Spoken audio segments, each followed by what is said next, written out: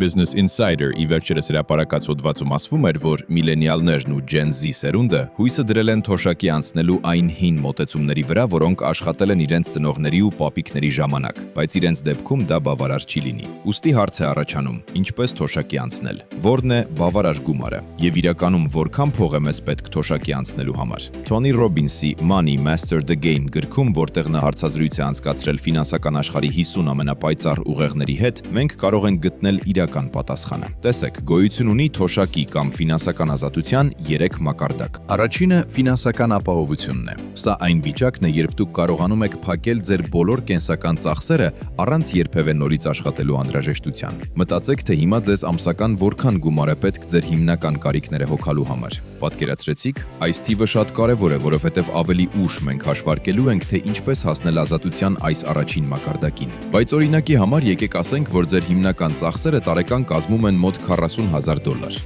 Հաջորդը ֆինանսական ազատությունն է։ Սա այն է, երբ ձեր ներկայիս ապրելակերպն ամբողջությամբ ֆինանսավորված է, ոչ թե միայն հիմնական ծախսերը։ Սա ներառում է նաև հոբիները, արձակուրդները կամ այն զվարճանքները, որոնք սովորաբար ունենում եք։ Օրինակի համար տարեկան $60,000։ Եվ վերջինը՝ լիակատար ֆինանսական ազատություն։ Սա ձեր ապրելակերպը լրիվ ապահովելն է ու դրանից էլ ավելին։ Սա թույլ կտա ոչ միայն պահպանել ձեր կյանքի որակը, այլև շարունակաբար աճեցնել ձեր հարստությունը եւ որպես հետևանք ձեր կյանքի մակարդակը։ Ենթադրենք տարեկան $90,000։ Հիմա երբ ունենք այս թվերը, անցնենք նրան, թե ինչպես հասնել այս նպատակներին։ Այստեղ մենք մտնում ենք կուտակման փուլ։ Ձեր ֆինանսական ճանապարհը պատկերացրեք որպես մագլցում մի մեծ դյունապատ լեռան վրա։ Դուք պետք է շատ աշխատեք ու մեծ ջանքեր ներդնեք այդ լեռը բարձրանալու համար, բայց հենց հասնեք գագաթին, ձեր աշխատանքն ավարտված է, եւ դուք կարող եք սահելով իջնել ու վայելել ձեր ֆինանսական ազատությունը։ Այդտեղ հասնելու համար մենք պետք է հասկանանք, թե որքան բարձր է լեռան գագաթը։ Սա մեր կուտակման նպատակն է։ Այն գումարը, որը մեզ պետք է մինչև կյանքի վերջ ֆինանսապես ազատ լինելու համար։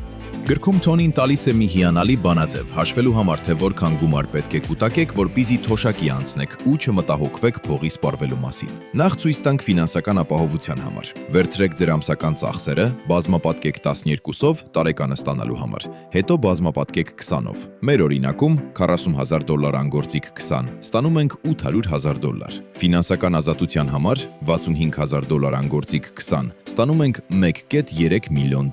Իսկ լիակատար ֆինանսական ազատության համար $90,000 անգործիկ 20, ստանում ենք $1.8 միլիոն։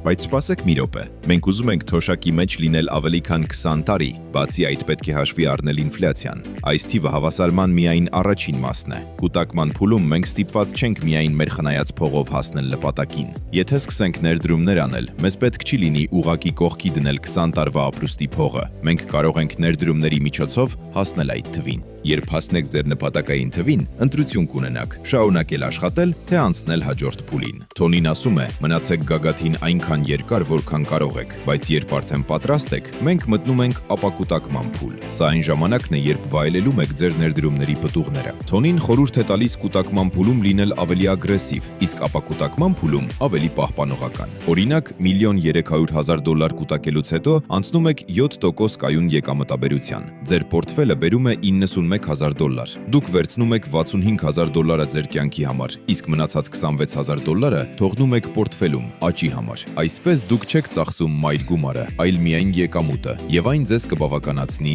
ընդմիշտ։ Հաջորդ հարցը հետեւյալն է. արդյոք ներդրում անելը ռիսկային չէ։ Պատասխանն է՝ այո։ Ներդրումների մեջ միշտ կան ռիսկեր, լինում են շուկայի անկումներ եւ ռեցեսիաներ, բայց լինում են նաեւ աճի շրջաններ եւ տնտեսական վերելքներ։ Նպատակն այն է, որ ձեր ակտիվներն այնպես բաշխեք, որ ձեր փողը ծաղկի ցանկացած տնտեսական վիճակի դեպքում։ Բարեբախտաբար Ռեյ Դալիոն, աշխարհի ամենամեծ hedge ֆոնդի կառավարիչը, մեզ ցույց է տալիս, թե ինչպես դա անել։ Գործնականում անրիսկ պորտֆել ստեղծելու համար պետք է հասկանալ 4 տնտեսական կլիմաները։ 1. Տնտեսական աճի ժամանակ լավ են աշխատում բաժնետոմսերը, կորպորատիվ պարտատոմսերը, ոսկին եւ հումքը։ 2. Ինֆլյացիայի ժամանակ օգնում են ոսկին եւ հումքը։ 3. Տնտեսական անկման ժամանակ պետական պարտատոմսերը։ 4. Դեֆլյացիայի ժամանակ բիբաժնետոմսերը եւ կանխիկ փողը։ Դալիոն բացատրում է, որ ամեն քառորդ պետք է ունենա ռիսկի հավասար մակարդակ։ Ուշադրություն, ոչ թե հավասար փող, այլ հավասար ռիսկ։ Քանի որ բաժնետոմսերը 3 անգամ ավելի ռիսկային են, քան պարտատոմսերը,